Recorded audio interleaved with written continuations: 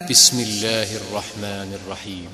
सब्बिह इस्म रब्बिकल अअला अल्लज़ी खलक़ फसव्वा वल्लज़ी क़द्दर फहदा वल्लज़ी अख़रजल मर्आ फजअलहु गुसाअन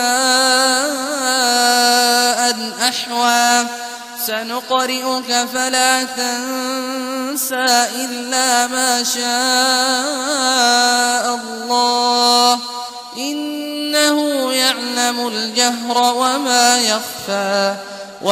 शुरू अल्लाह का नाम लेकर जो बड़ा मेहरबान निहायत रहम वाला है। ए पैगंबर सल्लल्लाहु अलैहि वसल्लम, अपने परवरदिगार आलीशान के नाम की तस्बीह करो, जिसने इंसान को बनाया, फिर उसके आज़ा को दुरुस्त किया, और जिसने उसका अंदाजा ठहराया, फिर उसको रास्ता बताया, और जिसने चारा उगाया, फिर उसको सियाह रंग का कूड़ा कर दिया। ए नबी सल्लल्लाहु अलैहि वसल्लम, हम तुम्हें पढ़ा देंगे, फिर तुम फरामोश न करोगे, मगर जो अल्लाह चाहे। वो खुली बात को भी जानता है और छुपी को भी।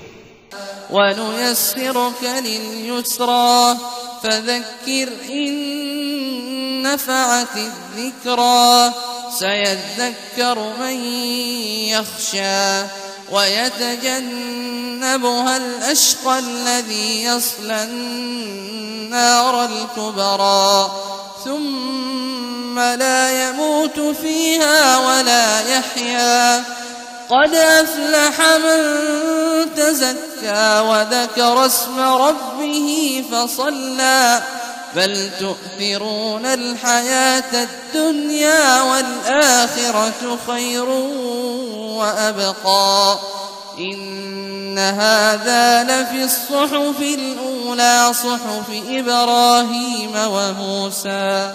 और हम तुमको आसान तरीके की तौफीक देंगे, सो जहां तक नसीहत के नाफे होने की उम्मीद हो, नसीहत करते रहो।